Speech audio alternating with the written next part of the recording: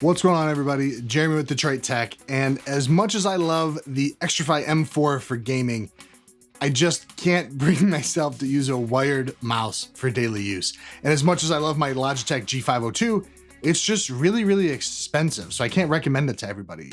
And especially when you add in like the PowerPlay mouse pad that I use to keep it charged, it's so expensive, it's stupid. So today, we're taking a look at the Razer Basilisk X Hyperspeed wireless mouse. Running around $50, it seems like a great deal for a wireless mouse from a really quality manufacturer. And with Razer's Hyperspeed wireless technology, if you don't want to or can't spend the money on two mice, one wireless and one non-wireless, it seemed like it would be a really good option as the do-it-all mouse. Now, for someone like me with medium to small hands, it's definitely a plus that this mouse is essentially a G502.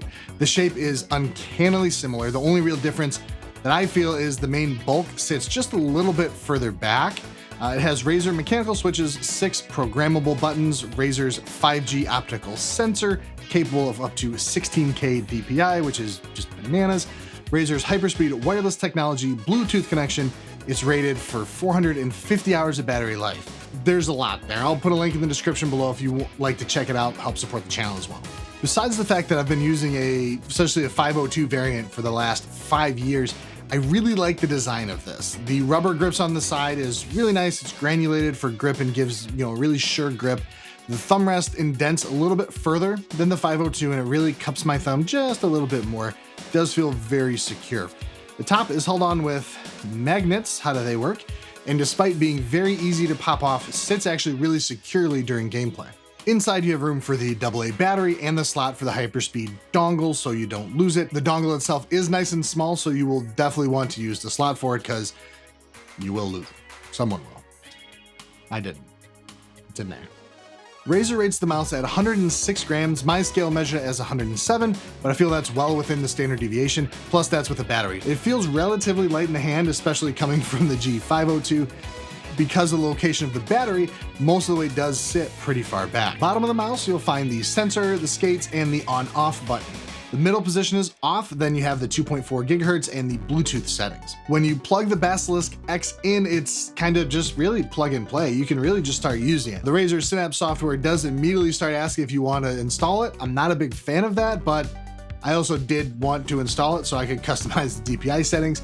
The software is, let's just say it's fine. I didn't dive in, I didn't use it for that long. I haven't really been impressed with peripheral software in a while. I'd start to like something and then it just all goes to crap. But this software, Razer Synapse, allows me to create somewhere between 1 to 5 different DPI settings on the mouse and customize the buttons. So yeah, it's fine.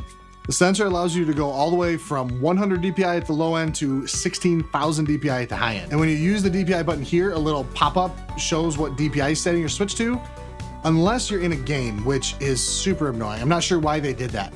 I dropped my mouse to 3 settings. I like using 800 DPI for FPS games, but I like to move it up a bit in menus or if I'm on the other screen doing something in between matches. And while the button looks like it has a spot for a light to shine through, and I do see a light shining through right there on the box, I don't see one on the mouse, so I would rely on the pop-up normally, and it's not in the game, which is just annoying. In-game, the mouse performs really well. The wireless protocols these companies are using is really good. I mean, I'm not like a pro gamer by any stretch of the imagination, or like a good gamer.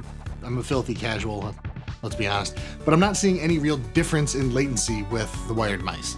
The skates in the bottom are on the high end of good, but not quite as nice as the skates on the XTRFY M4 we did a video on a couple weeks ago, which of course, you can check that out over here. The buttons are nice and clicky and satisfying. The mouse wheel click is a little bit mushy, but really not bad.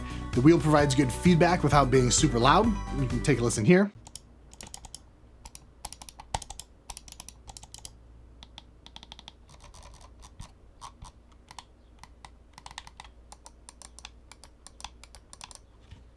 Overall, the mouse performs in-game as really you'd expect with a mouse from Razer. The sensor is super accurate, easy to get on target, and stay there.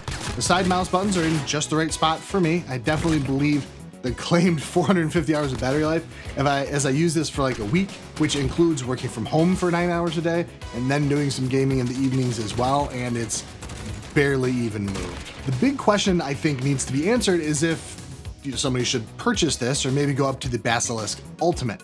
Now, I haven't used the Basilisk Ultimate yet, but there are a couple obvious differences that make up for the massive price difference, roughly $100. So the easiest to see is the RGB. The Basilisk X here has 0 RGB.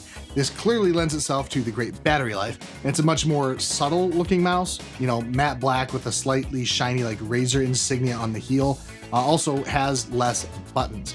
The Ultimate, if you step up to that, has a sniper button, another button below the scroll wheel, and a left-right mouse wheel button, as well as a customizable scroll wheel like resistance.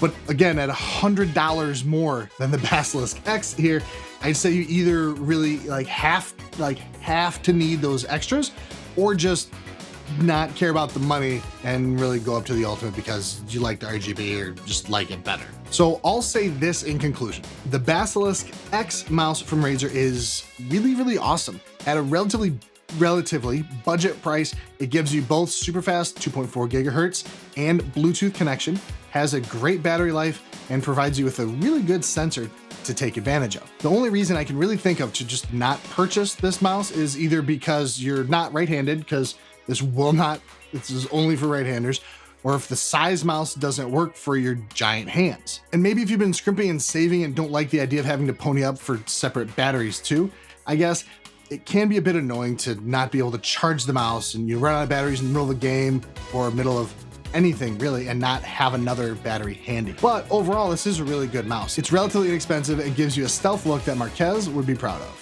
Thanks for watching, everybody. If this video was helpful, hit the thumbs up and subscribe. Let us know in the comments below if it's a deal breaker for you when mouse doesn't have RGB. I'm curious, and we'll catch you in the next one. And it goes like